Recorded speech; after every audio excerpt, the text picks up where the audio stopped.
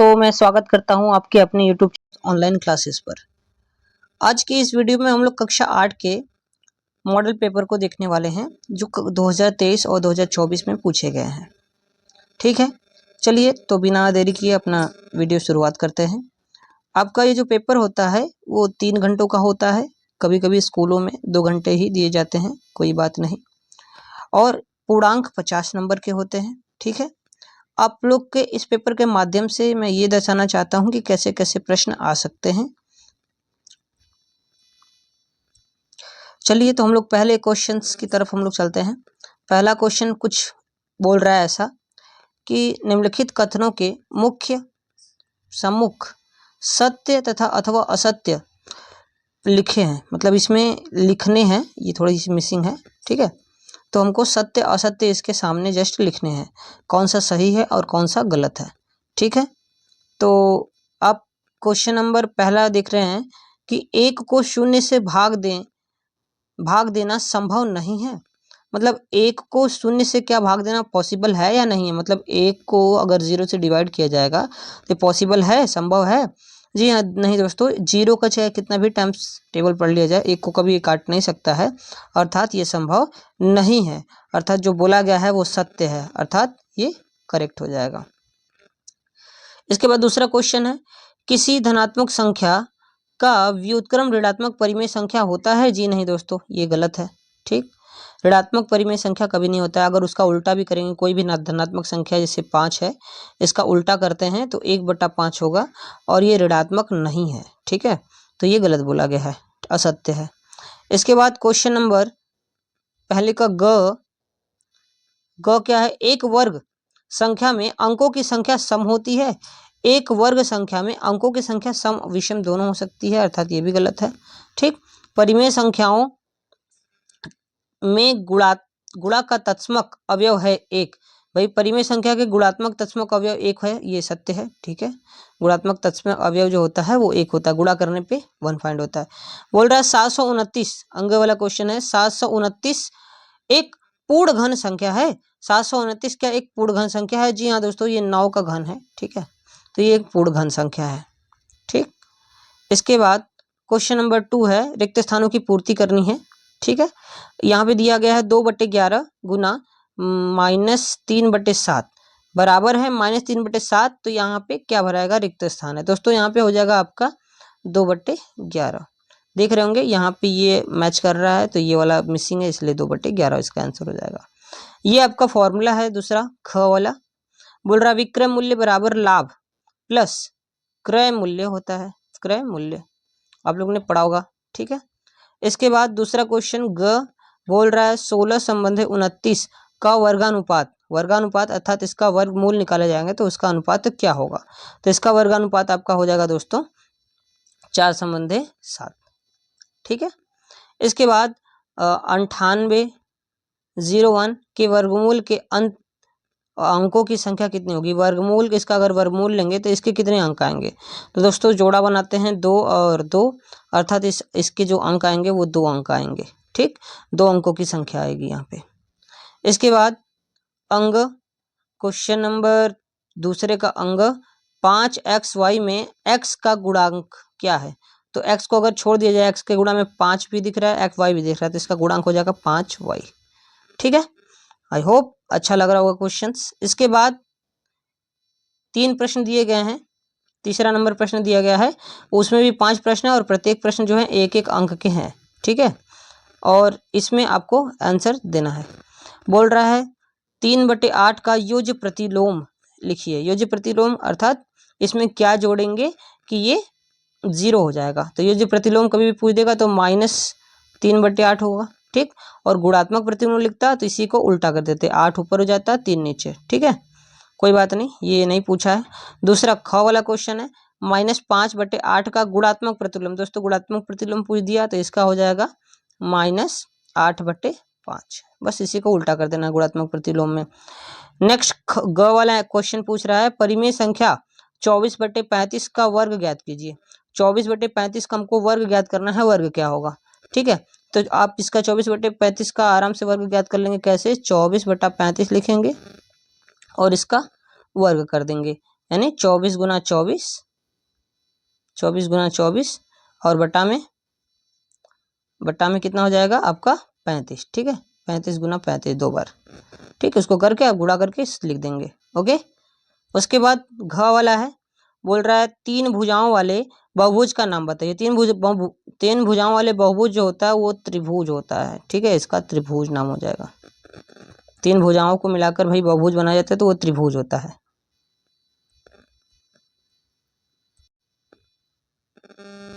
ठीक है, इसके बाद अंगा क्वेश्चन है, x का मान बता दीजिए, ज्ञात कीजिए।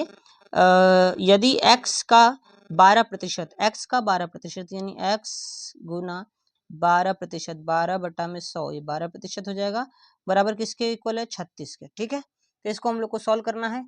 12 को काट दीजिए, 12 कम 12, 12 दूना 24, 12 36, ये 3 बार में कट गया, इसका इधर गुणा कर दीजिए, यानी x बराबर आपका हो जाएगा 3 गुना 100, 300। ठीक है, नेक्स्ट क्वेश्चन, क्वेश्चन नंबर 4। ये आपका 5 क्वेश्चन दिया गया है, जिनमें से प्रत्येक क्वेश्चन के जो अंक हैं वो 2-2 अंक के हैं और 10 नंबर के प्रश्न हैं। पहला क्वेश्चन बोल रहा है कि किसी चतुर्भुज के 3 कोण क्रमशः 75 अंश, 95 अंश, 110 अंश है, तो चौथा कोण का मान क्या होगा? तो कोई भी चतुर्भुज दोस्तों होता है, उन सभी कोणों का योग 360 अंश होता है। अगर ये एंगल ए है, अगर चतुर्भुज ए बी सी डी मान लिया जाता है, ए बी सी डी मान लिया जाता है, तो अगर ये ए है, ये बी है, ये सी है, तो A plus B plus C plus D बराबर 360 अंश होता है। ठीक है, चतुर्भुज के चारों अंध कोणों का जो योग होता है वो 360 अंश होता है। तो ए बी सी सबकी वैल्यू दी रखी है, ए की, बी की, सी की वैल्यू रखेंगे और डी की वैल्यू फाइंड करेंगे। क्या आएगा दोस्तों? आप लोग कमेंट करेंगे। चलिए हम लोग करते हैं, तो वीडियो पॉज करके आप लोग कमेंट करेंगे। इसका 75 प्लस बी की वैल्यू आपका 95, 95 प्लस सी की वैल्यू 110 प्लस डी की वैल्यू नहीं पता है और 360 अंश। तो 75 प्लस 95, 5 5 जमा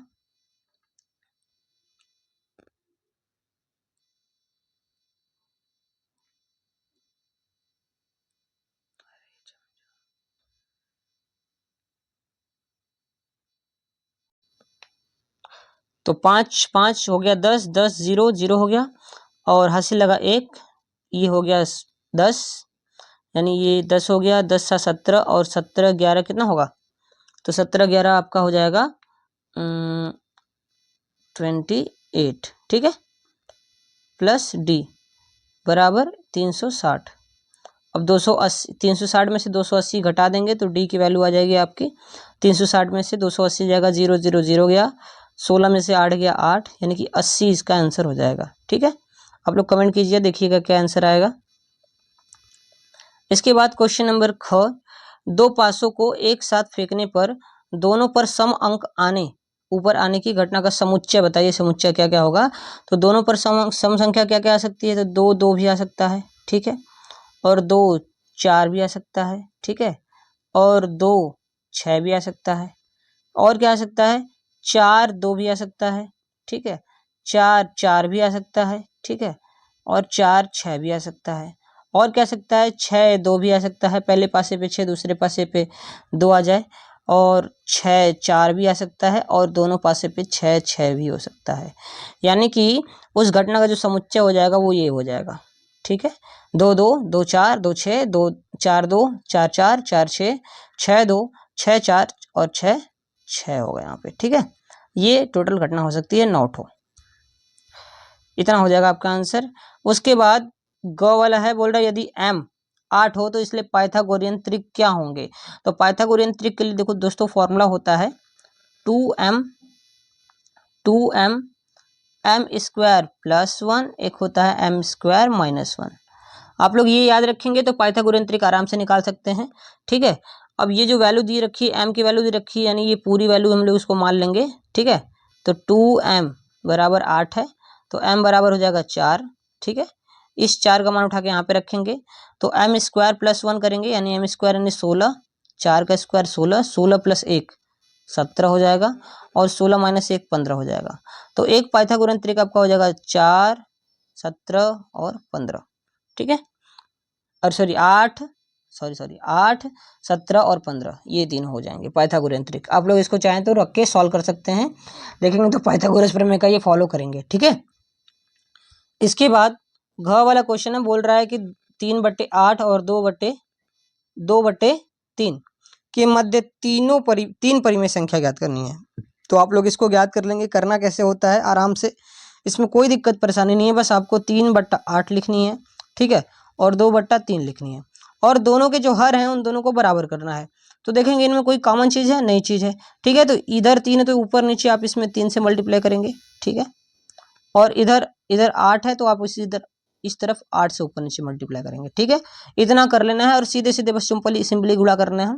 3 तरीके 9 हो जाएगा और 8 तरीके 24 हो जाएगा, और ये कितना हो जाएगा, 8 दूना के 16 हो जाएगा, ठीक है, बटा में ये 24 हो जाएगा। और इसके बाद कुछ नहीं करना है, इसी के बीच में आपको काउंटिंग कर देनी है, 3 गिनती। 9 के बाद क्या आता है, 9 के बाद आता है 10, 10/24 एक हो गया, इसके बीच में 11/24 2 हो गया, और दूसरा 12/24, ठीक है। ये आपका 3 परिमेय संख्या इसके बीच में आ गया, बस यही काम करनी है। नेक्स्ट इसके बाद ग अंग, 3 लगातार पूर्णांकों का योग 51 है तो पूर्णांक ज्ञात कीजिए। 3 लगातार क्रमागत 3 ठो है, तो एक को मैंने x लेट कर लिया, तो दूसरा हो जाएगा लगातार x+1 और तीसरा हो जाएगा x+2, और इन सबको जोड़ने पे 51 आता है, मतलब x+1 प्लस x+2 बराबर कितना हो जाएगा, 51 बोल रहा है। ये 1 और 2 जुड़ के 3, x+x+x 3x, तो 3x+3 बराबर 51 हो गया। 3 को उधर भेज देंगे तो 3x बराबर 51 - 3 हो जाएगा आपका कितना, 48, और x से आप इसको काट देनी है, तो 3 1 3, सॉरी x बराबर 3 से इसको काट देनी है, 3 1 3, 3 6 18, तो x बराबर हो जाएगा 16 इसका करेक्ट आंसर हो जाएगा, ठीक है। एक वस्तु का मूल्य 16% यानी 16% इंक्रीज करने पर बढ़ाने पर उसका जो रेट हो जाता है वो 1479 हो जाता है, ठीक है। वस्तु का पुराना मूल्य कितना था, तो मैंने उसका क्या कर दिया, ये बढ़ाया गया है, ठीक है।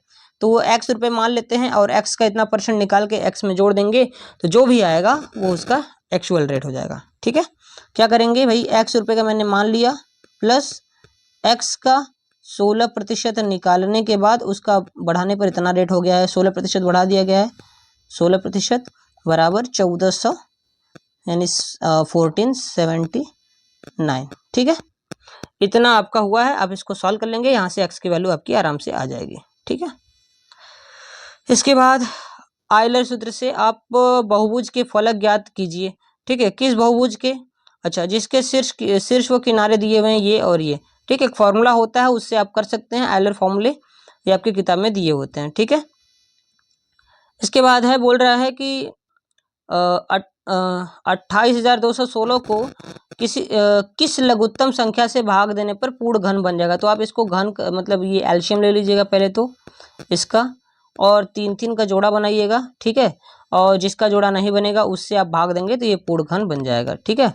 इसके बाद ये क्वेश्चन नंबर घ दिया हुआ है, बोल रहा है इसको पाई चार्ट बनाइए। पाई चार्ट बनाना है तो सबसे पहले क्या करिएगा, सबसे पहले इसको आप पूरा जोड़ दीजिएगा, ये टोटल जोड़ने पे आपका आएगा 80, ठीक है।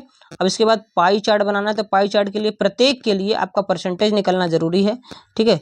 और आप परसेंटेज निकाल के एंगल चांदे से या किसी भी चीज़ से नाप के आप उसका पाई चार्ट या पाई ग्राफ बना सकते हैं, ठीक है।